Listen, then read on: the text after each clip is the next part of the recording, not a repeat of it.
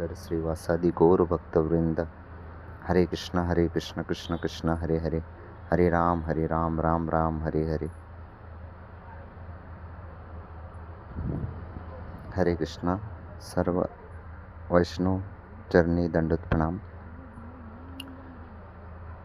हरे कृष्ण. पंढरपुरामध्ये चोकोबा नावाचे एक महान संत होऊन गेले होते. त्या महान संत चोकोबांची छोटीशी कथा आहे प्रभूजी. हरे कृष्ण. तर बुलढाणा जिल्ह्यामध्ये देऊळगाव राजा मेहुणा नाव गावामध्ये त्यांनी चोकोबा जन्म घेतले होते. म्हणजे त्यांचा जन्म तिथं झाला होता.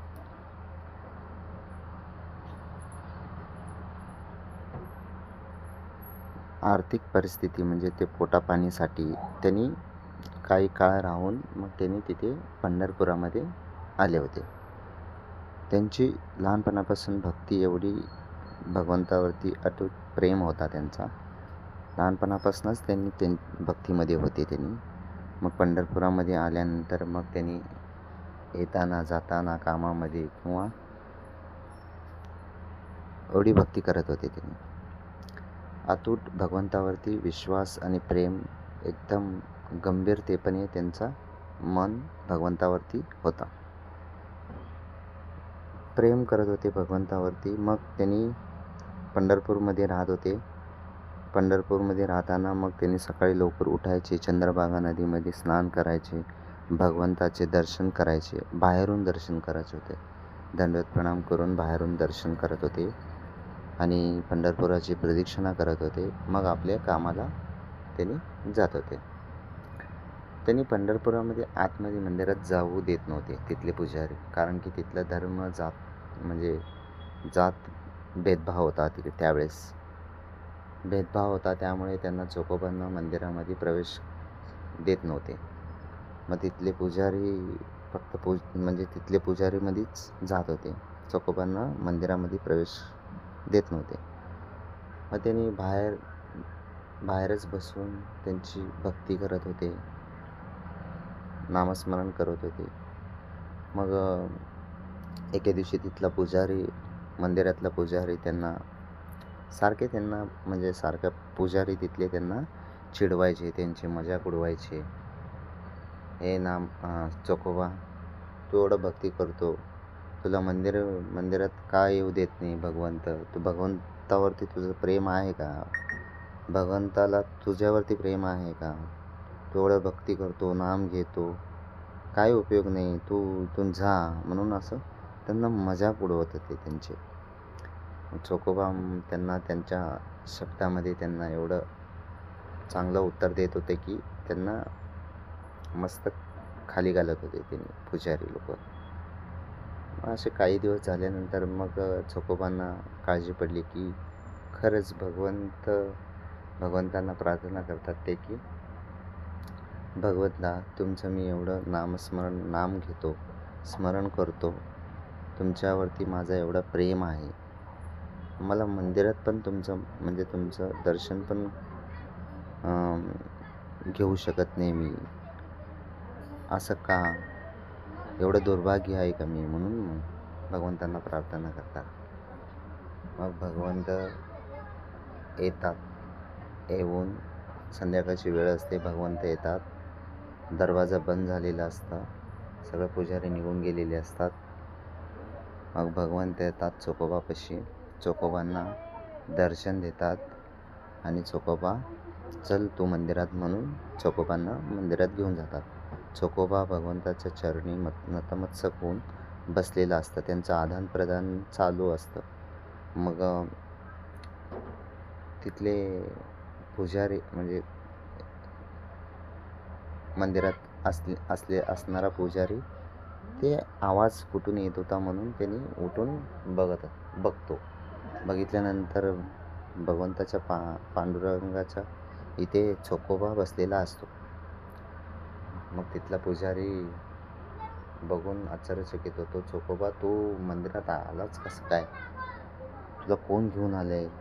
सगळं मंदिर तर बंद आहे, कसं काय आला तू? म्हणून नाही, मला भगवंत पांडुरंगाने घेऊन आलेला आहे आतमध्ये म्हणून म्हणते. नाही नाही, तू आलाच कसं काय, तू मंदिराचं पवित्र नष्ट केलं आहे, तू तू चल बाहेर म्हणून सगळे तिथले पुजारी एकत्र होऊन त्यांना चोखोबांना बाहेर काढतात. बाहेर काढल्यानंतर मग ते तिथले पुजारी सगळे म्हणतात की तू इथे राहू नको, मंदिराच्या आसपास पण राहू नको, तू पंढरपुराच्या बाहेर जा निघून म्हणून सांगतात. मग तिथले सगळं सांगितल्यानंतर मग चोखोबा तिथल्या पंढरपूर सोडून नदीच्या पलीकडे जाऊन, पंढरपुराच्या म्हणजे पंढरपुरामध्येच असतात, चंद्रभागाच्या पलीकडे जाऊन तिथं एक आवळ्याच्या झाडाखाली बसून मग तिथे एक झोपडी बांधून तिथं राहतात. मग झोपडी बांधून तिथं राहतात. मग तिथं त्यांना एक तिथलं मंदिरातलं एक पुजारी त्यांच्यावरती नजर ठेवत असतात की चोखोबा परत त्या मंदिरात येईल म्हणून, किंवा परत चोखोबा काहीतरी करेल किंवा पंढरपुरात येईल म्हणून त्यांच्यावरती नजर ठेवतात एक पुजारी. मग तिथले पुजारी काही चोखोबाचे जवळचे असतात. मग ते त्यांना चोखोबांना म्हणतात की तू एवढं भक्ती करतो, तो भगवंत तुला दर्शन पण देऊ शकत नाही, कसं काय, तू एवढं पापी आहे का म्हणून तिथले पुजारी म्हणतात. तिथले पुजारी म्हणल्यानंतर मग चोखोबांना काळजी पडलेली असते की मी एवढं कसं काय पापी आहे, भगवंताचं दर्शन पण देऊ शकत नाही मी, एवढं दुर्भाग्य आहे मी, म्हणून भगवंतांना प्रार्थना करतात. मग रात्रीची वेळ असते. त्यांच्या चोखोबाच्या नजरेवरती एक पुजारी म्हणजे नजर ठेवून बसलेला असतो. मग भगवंतांना काळजी पडलेली असते. भगवंत येतात संध्याकाळी चोखोबाकडे. चोखोबा जिथं असतो तिथं येतो. आल्यानंतर मग तिथे चोखोबाला भेटतात. चोखोबाला भेटल्यानंतर मग चोखोबा म्हणतात, भगवंता तुम्ही कसं काय इकडे, कसं काय? म्हणलं तर तुला भेटायला आलो, तुला दर्शन देण्यासाठी आलो म्हणून म्हणतात. मग त्यांचं आदानप्रदान करतात. मग त्यांना बसवतात. मग त्यांनी भगवंतांना विचारत असतं चोखोबा, भगवंत म्हणतात, तू मला काही पण विचारू नको, मला भूक लागलेली आहे, तू लवकरात लवकर स्वयंपाक करून मला वाढ, मला भूक लागलेली आहे भगवंत म्हणतात. मग चोखोबा आपल्या पत्नीला बोलावून मग सांगतात की तू लवकर स्वयंपाक कर आणि भगवंतांना पहिला वाढ, भगवंतांना भूक लागलेली आहे म्हणतात. मग तिथं जे पुजारी चोखोबावरती नजर ठेवलेला असतो तो ऐकत असतो सगळं, की असं काय बोलायला लागलं आहे, भगवंत इथं थोडी येणार आहे त्याच्याकडे, म्हणून तो आश्चर्यचकित होतो तो पुजारी. आल्यानंतर मग स्वयंपाक झालेला असतं, भगवंतांना वाढतात. मग वाढताना त्यांच्या पत्नीला चोखोबा ओरडतो, अगं नीट वाढ, भगवंताच्या पितांबरावरती दही सांडल म्हणून असं ओरडतो. ओरडल्यानंतर तो पुजारी ऐकतो. तो पुजारी ऐकल्यानंतर मग तो वाकून बघतो. तो पुजारीला तर भगवंत दिसत नाही. मग ते बघतो, हे असं का झालं आहे, म्हणजे असं काय येड्यासारखं बोलते, हे कोण तर नाही आहे म्हणून तो आश्चर्यचकित होतो. मग तेवढ्यामध्ये ते वरती एक कावळा बसलेला असतं त्या झाडावर. मग ते कावळा आवळे खाली टाकत असतं, ते भगवंतावरती पडत असतं. मग ते चोखोबा ते कावळ्याला ओरडतो, अरे कावळ्या, तू वरती बसलायस, इथं खाली भगवंत बसलेले तुला दिसत नाही का, तू सगळं आवळं जा, इथून निघून जा म्हणून असं ओरडतो. असं ओरडल्यानंतर मग तो पुजारी ऐकतो. तो पुजारी ऐकल्यानंतर त्याला वाटतं की चोखोबा मलाच म्हणलं आहे, मला कावळा म्हणला आहे म्हणून.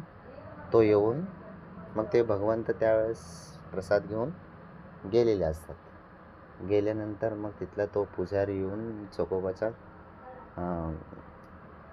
म्हणजे एक चाफट मारतं. मग चाफट मारल्यानंतर मग तो पुजारी म्हणतो की अरे मी अपवित्र झाले, मी आता स्नान करणार, म्हणून तो काय करतो, मी चंद्रभागाच्या नदीत जाऊन स्नान करून मग मंदिरात जातो. मग मंदिरात गेल्यानंतर बघतो तो पुजारी तर भगवंतांच्या म्हणजे गालावरती पाची बोट उमटलेली असतात. मग गाल सुजलेला असतो आणि ते पितांबरावरती दही सांडलेली असते. मग तो बघतो भगवंत माझ्याकडनं चूक झाली. मग तो पुजारीला समजते की भगवंत स्वयं चोकोबाला भेटायला गेले होते. मग तो तिथून भगवंतांना दंडवत प्रणाम करून मग तो डायरेक्ट म्हणजे तो चोकोबाकडे जातो. चोकोबांना म्हणतो की चला तुम्ही मंदिरात चला, पहिलं तुम्ही इथं राहू नका, तुम्ही मंदिराच्या आसपासच राहावा, म्हणून तो मंदिराकडे घेऊन येतो. मंदिरात आल्यानंतर मग भगवंताचं दर्शन करतो. मग ते पुजारी बघतो की चोकोबा आल्यानंतर मग ते गाल सुजलेलं ते कमी होतं आणि ते पाची बोटं उमटलेली पण ते पण नाहीशी होतात, म्हणजे दिसत नाही. भगवंताची लीला एवढी चांगली असते प्रभूजी की सांगता एवढं म्हणजे एवढा आनंद वाटतो. तर भगवंत मग ते चोकोबा रोज मग मंदिरामध्ये यायचे, भगवंताचे दर्शन करायचे, भक्ती करायचे. मग त्यांचं पांडुरंगाशी भगवंताशी आदान-प्रदान करायचे, बोलायचे त्यांच्याशी. मग एके दिवशी त्यांना पंढरपूर सोडून मंगळवेढ्यामध्ये जावं लागलं, कारण म्हणजे त्यांच्या काही पोटापाणीसाठी म्हणजे कामासाठी वगैरे काही दिवस तिकडे मंगळवेढ्यामध्ये गेले होते. मग मंगळवेढ्यामध्ये कुठल्यातरी किल्ल्याचं एक काम चालू असताना मग ते तिथे शेकडो म्हणजे 100-200 कामगार ते भिंतीचं काम करत होते. ते कोसळून सगळ्यांचा मृत्यू होतो. मग त्याच्यामध्ये चोकोबा पण त्या भिंतीच्या खाली गावतात, म्हणजे त्यांचं पण शरीर सोडतात त्यांनी पण त्यांचं पण हे होतं. झाल्यानंतर मग तिथं भगवंतांना काळजी पडलेली असते. भगवंतांना काळजी पडल्यानंतर मग नामदेवांना बोलवतो भगवंत. मग नामदेवाला सांगतात की नामा तू चोकोबांची अस्थी घेऊन ये. नोमा चोकोबाची अस्थी घेऊन ये. मग तो नामदेव म्हणतात की भगवंता मी चोकोबांची अस्थी कशी ओळखणार, म्हणून म्हणतात. भगवंत सांगतात की ज्या अस्थीमधून विठ्ठल विठ्ठल विठ्ठल म्हणून नाव ऐकू येतं ते चोकोबाचे आहेत, तू त्यांची अस्थी घेऊन ये म्हणून म्हणतात. मग ते नामदेव महाराज मंगळवेढ्यामध्ये जातात. सगळे अस्थी पडलेले असतात, कुठलं अस्थी ओळखलं जात नाही. मग ते एक एक अस्थी असे कानाला लावतात. मग हे ऐकू येत नाही, म्हणजे मग ते बाजूला काढतात, दुसरा अस्थी घेतात, कानाला लावतात. असे बराच अस्थी कानाला लावतात. जे अस्थी म्हणणं विठ्ठल विठ्ठल विठ्ठल विठ्ठल असं नाव ऐकू येतं, ते अस्थी एक एक करत सगळे म्हणजे बऱ्याच काही अस्थी त्यांनी गोळा करून मग पंढरपूरमध्ये येतात. पंढरपूरमध्ये आल्यानंतर भगवंत सांगतात की जे कोणी माझ्या दर्शनाला येतात ते त्यांना चोकोबांचं पण दर्शन व्हायला पाहिजे म्हणून सांगतात. मग ते नामदेव महाराज काय करतात, मुख्य द्वारच्या समोर चोकोबांची समाधी बांधतात. म्हणजे भगवंतावरती समाधी आत्ता पण तिथे पंढरपुरामध्ये भगवंताच्या मुख्य द्वारच्या समोर चोकोबांची समाधी आहे. ते नामदेव महाराजांनी बांधलेली आहे. भगवंत म्हणतात की माझं जे कोणी दर्शन घेतात त्यांचं ते चोकोबांचं पण दर्शन घ्यायला पाहिजे म्हणून सांगतात. मग आपण चोकोबांच्या भक्तीवरून आपल्याला एवढं समजते की भगवंतावरती आपण किती प्रेम करतो आणि कशी भक्ती करतो आणि कसं करायला पाहिजे, हे संत चोकोबांना बघून आपण समजून घ्यायला पाहिजे.